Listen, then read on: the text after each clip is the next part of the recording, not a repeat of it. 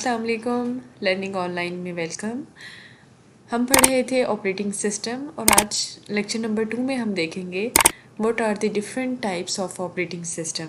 Operating system की जहाँ तक हमने पिछले लेक्चर में बात की थी वो ये था कि ऑपरेटिंग सिस्टम एक इंटरफेस प्रोवाइड करता है कंप्यूटर यूज़र को कि वो कंप्यूटर हार्डवेयर को एक्सेस कर सके। तो अभी तक आप लोगों को ऑपरेटिंग सिस्टम बहुत अच्छे से समझ आ गया है। तो आज स्टार्ट करते हैं अपनी types of operating system.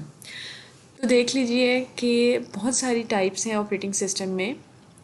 Batch operating system है, मल्टी प्रोग्रामिंग ऑपरेटिंग सिस्टम है, मल्टीटास्किंग ऑपरेटिंग सिस्टम है, टाइम शेयरिंग ऑपरेटिंग सिस्टम है, रियल टाइम ऑपरेटिंग सिस्टम है, पैरेलल प्रोसेसिंग ऑपरेटिंग सिस्टम है, डिस्ट्रीब्यूटेड ऑपरेटिंग सिस्टम है, embedded and multi processor operating system है। तो ये वो सारे के सारे ऑपरेटिंग सिस्टम हैं जो हम वन बाय वन इनको देखेंगे कि इन ऑपरेटिंग सिस्टम की वर्किंग क्या है और फिर इनको किस ऑपरेटिंग सिस्टम ने रिप्लेस किया। नेक्स्ट स्लाइड पर जाने से पहले मैं आपको कुछ इम्पॉर्टेंट टर्म्स और टर्मिनोलॉजीज समझाना चाहती हूँ जो हम बार बार ऑपरेटिंग सिस्टम के अंदर यूज़ करेंगे। तो देखते हैं वो कौन सी टर्मिनोलॉजीज़ हैं।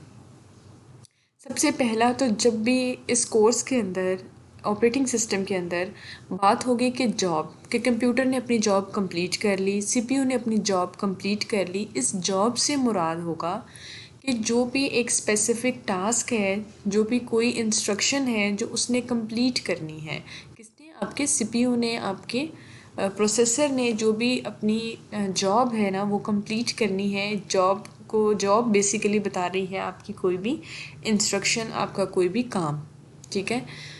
इसके बाद है एग्जीक्यूशन टाइम। एग्जीक्यूशन टाइम क्या होता है? किसी भी जॉब को अपनी जो उसकी इंस्ट्रक्शन है, फॉर एग्जांपल मैंने एक जॉब दी है कंप्यूटर को कि add 2 numbers, then this is a job for this computer. तो इस जॉब को कंप्लीट करने के लिए उसे कोई ना कोई टाइम लगेगा। उस टाइम को हम कहते हैं, उस जॉब के कंप्लीट टाइम को हम कहते हैं उसका एग्जीक्यूशन टाइम। अब एग्जीक्यूशन टाइम भी 2 तरह का है। एक होता है सीपीयू टाइम, दूसरा होता है आईओ टाइम। सीपीयू टाइम कौन सा टाइम होता है? जब भी आपकी जॉब आपकी मेमोरी में से उठ के सीपीयू में आती है तो उस टाइम को हम कहते हैं कि ये जॉब का सीपीयू टाइम है। फिर सीपीयू से आगे जब वो कोई इनपुट या आउटपुट ऑपरेशन परफॉर्म करती है तो उस टाइम, जो टाइम वो इनपुट आउटपुट को कंप्लीट करने में लेती है और आपकी वो जॉब, आपका वो काम, उसको हम कहते हैं आपका इनपुट आउटपुट टाइम। और अगर मैं पूछूं कि आपकी टोटल इस जॉब ने कि हाउ टू ऐड 2+2 और add 2 numbers that is 5+5, in 2 numbers को आपने ऐड करना है तो ये जॉब कंप्यूटर में कितना टाइम लेगी, total time of this job क्या होगा। तो उसके लिए आपको सीपीयू टाइम पता होना चाहिए और आपका इनपुट आउटपुट टाइम पता होना चाहिए ताकि आप किसी भी जॉब का एक कंप्लीट टोटल टाइम निकाल लो। तो अभी जब भी आगे हम जिस भी ऑपरेटिंग सिस्टम को पढ़ रहे होंगे उसमें हम ये 3-4 चीज़ें बार बार यूज़ करेंगे कि जॉब क्या होती है, एग्जीक्यूशन टाइम क्या है, सीपीयू टाइम क्या है। सीपीयू टाइम मैं आपको फिर बता देती हूँ कि जब भी आपकी कोई जॉब मेमोरी से उठ के आपके सीपीयू में आती है वो जो टाइम होता है वो उसका सीपीयू टाइम होता है।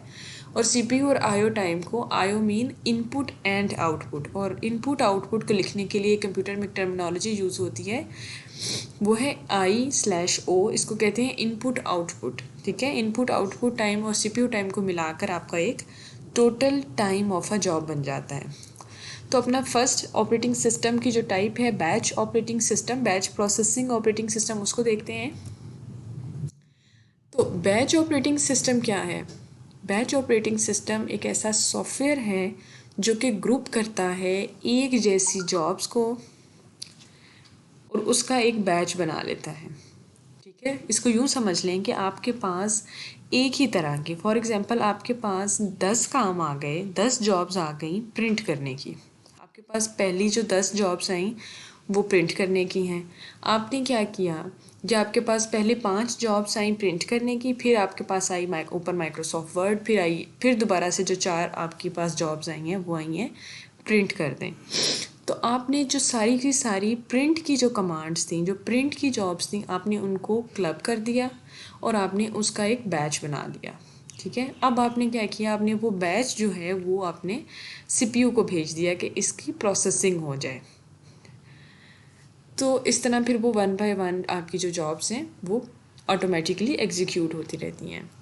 बैच प्रोसेसिंग जो है वो आपको इजी और एफिशिएंट वे प्रोवाइड करता है सिर्फ़ और सिर्फ सेम टाइप ऑफ जॉब्स के लिए। इस पर भी हम बात करेंगे कि सेम टाइप्स ऑफ जॉब का क्या मतलब है, कि अगर इसमें बार बार, क्योंकि इसका जो बेनिफिट है वो ये है कि ये सेम नंबर ऑफ़ जॉब्स को ज़्यादा एफिशिएंटली करता है। इसकी एग्जांपल है IBM का operating system 2। Batch processing system की वर्किंग क्या है। अभी जो आपके सामने एक टेबल है जिसमें एक रो नज़र आ रही होगी आपको, कि जिसमें आपके पास 3 जॉब्स पड़ी हुई हैं। ये जॉब्स पड़ी हुई हैं, इसको समझ लेते हैं कि ये हमारी कंप्यूटर की मेमोरी है, ठीक है, जिसमें ऑलरेडी हमारा ऑपरेटिंग सिस्टम पड़ा हुआ है और हमारे पास अभी क्यू में 3 जॉब्स आ रही हैं, ठीक है।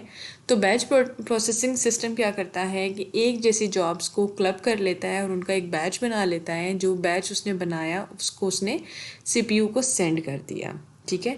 अभी जो पहली जॉब का जो उसने सीपीयू को सेंड किया, जितना टाइम उसको मेमोरी से सीपीयू में आने तक का लगा वो होगा इसका सीपीयू टाइम। अभी सीपीयू में पहली जॉब आ गई कि जी आपने प्रिंट करना है एक डॉक्यूमेंट, ठीक है। तो डॉक्यूमेंट प्रिंट करने के लिए आपका जो सीपीयू था प्रिंट करना था, अब इसमें एक आपकी आईओ ऑपरेशन इन्वॉल्व हो गया है। आईओ रिक्वेस्ट आ गई है ना कि आपने Ctrl+P करना है या आपने प्रिंट करना है, तो ये आपकी एक इनपुट रिक्वेस्ट है अंदर। तो आपने इसको पहले आपकी जॉब जो है वो इसको एग्जीक्यूट करेगी। तो अब आपकी जॉब चली गई है यहाँ सीपीयू से उठ के, यहाँ सीपीयू से उठ के वो आईओ रिक्वेस्ट चली गई है प्रिंट करने के लिए, ठीक है।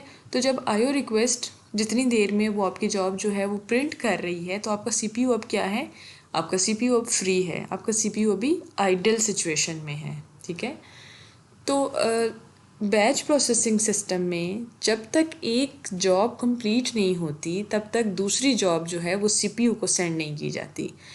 यानी कि अगर पहली जॉब को कंप्लीट होने में 10 मिनट लग गए तो आपका जो सीपीयू है वो 10 मिनट तक फ्री रहेगा। इसलिए हम इसका एक ड्रॉबैक यही है कि आपका जो सीपीयू है वो ज़्यादा देर आइडल रहता है और आप उसको फुली जो है आप उसको फंक्शनली फुली जो उसका फंक्शन है वो, तो आप अपने सीपीयू को फुली तौर पर यूज़ नहीं कर रहे होते, क्योंकि सीपीयू इसमें ज़्यादातर टाइम फ्री रहता है। अगर आपकी कोई बड़ी जॉब आ गई कि अपने ज़्यादा जॉब्स को आपस में क्लब कर दिया, जितना टाइम लेगी अपनी जॉब को कंप्लीट करने में, तो आपका सीपीयू फ्री हो जाएगा और सीपीयू को आप अपनी नेक्स्ट जॉब भी सेंड नहीं कर सकते।